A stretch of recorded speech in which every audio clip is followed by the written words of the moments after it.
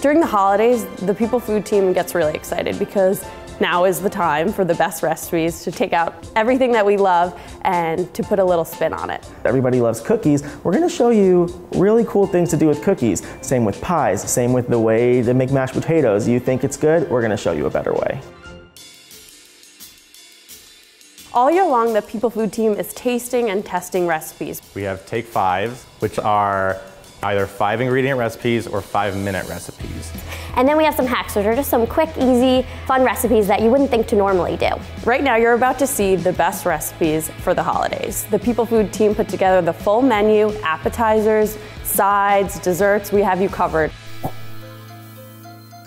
Baked brie bites are one of my favorite Take 5 recipes for the holidays. This recipe is basically that wheel of brie wrapped in puff pastry with jam and pecans, that classic recipe that everybody knows the holidays. This is a bite-sized version. You take the thawed puff pastry, you take a round cookie cutter, cut out little discs, put them on a baking sheet, transfer to a 375-degree oven, and then you want them to get really golden and puffy and flaky, and you can see that. Meanwhile, in a separate skillet, you melt some butter or add some oil, toss in your chopped pecans, toss in some brown sugar and a pinch of salt just to balance out the sweetness, and you let it all cook until it gets a little caramelly and nutty. And once you take the risen puff pastry out, you're gonna assemble everything. So you start with the apricot preserves, you top that with the nutty, sugary pecan mixture, you top that with brie cheese, and then you put it all back in the oven so it just melts together, all of the flavors combine, and it's just that classic taste that we all love in one little bite. The key to a great appetizer, especially during the holidays, is to be decadent because it's small.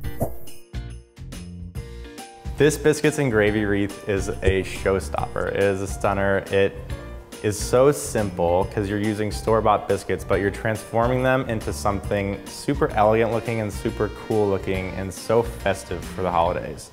Start your recipe with 1/4 cup warm milk, and then add 1 teaspoon of minced rosemary and 2 tablespoons of flour. Mix that all together and season it with a little salt and pepper. Then place it on your platter and surround it with store-bought biscuit dough and brush them all with melted butter. Once you pop it in a 325 oven, cook for 12 to 15 minutes. Add 2 tablespoons of Parmesan, some rosemary sprigs, and some pomegranate seeds. And enjoy. Turkey is crucial for the holidays. My family, we have it at Thanksgiving and we have it at Christmas. So there's tons of leftovers because really that's what we want. We want the leftovers. This leftover turkey eggs Benedict is a hack to using 3 of your holiday leftovers all in one dish. It starts with leftover stuffing. You take a wine glass, you flip it over, cut little discs. You sear them in a really hot skillet so they get nice and caramelized and crusty on both sides. Then you toss the turkey into that same skillet, let that get a little brown on it. Then top that all off with a fried egg and then a heavy dose of gravy. Everything just comes together beautifully. Leftover turkey is so important to the holidays. We weren't just gonna give you one thing to do with leftover turkey, we're gonna give you 2. We did this Take 5 video where it's leftover turkey barbecue cornbread pie. This recipe only has 5 ingredients. It's leftover turkey, barbecue sauce, corn muffin mix, egg, and scallion. So you take your shredded leftover turkey, toss it in barbecue sauce, and add 1/2 cup of water. And you mix all that together, set it aside, and then in a separate bowl, you're gonna do your corn muffin topping. So you just take plain old corn muffin mix, add some water, add an egg, add more scallion, and then you take a casserole dish, layer the turkey, layer the cornbread, unbaked, and when you put it in the oven, 375 degrees for about 30 minutes, that top layer is gonna get golden brown, and the barbecue turkey filling is gonna get hot and bubbly and just come up through the middle and through the sides, and it all becomes one delicious, incredible, sweet, savory dish. There are 3 pies in one. Instead of making your guests choose which one, you can have them all in one.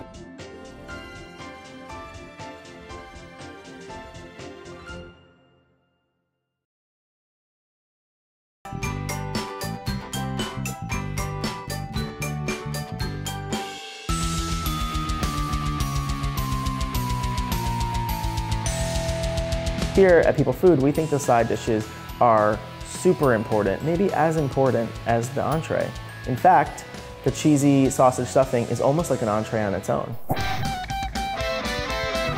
This stuffing is revolutionary to the stuffing world, I believe. Almost 99% of them are missing one thing, and that is cheese. This stuffing consists of 5 ingredients: white bread, breakfast sausage, celery, chicken stock, and provolone cheese.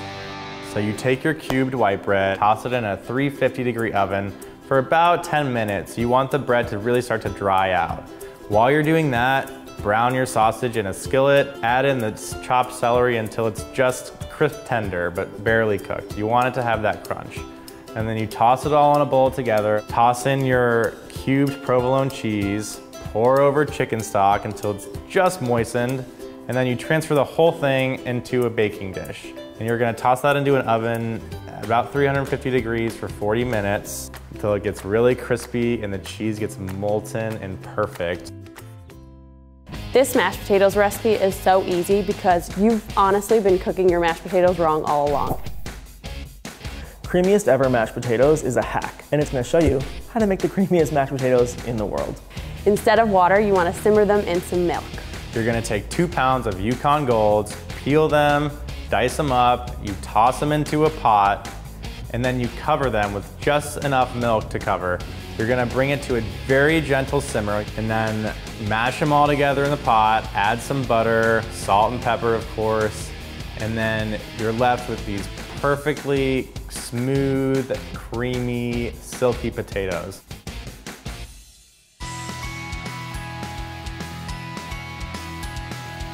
The holidays are a time when you can indulge in desserts guilt-free. At People Food, we love hacks that show you 3 ways to do things. So of course, we're gonna show you 3 easy Christmas cookie decorations. These Christmas decorations are really simple. There's 3 different kinds. First, there's the sugar cookie, then you have a gingerbread cookie, and then you have a pretzel cookie.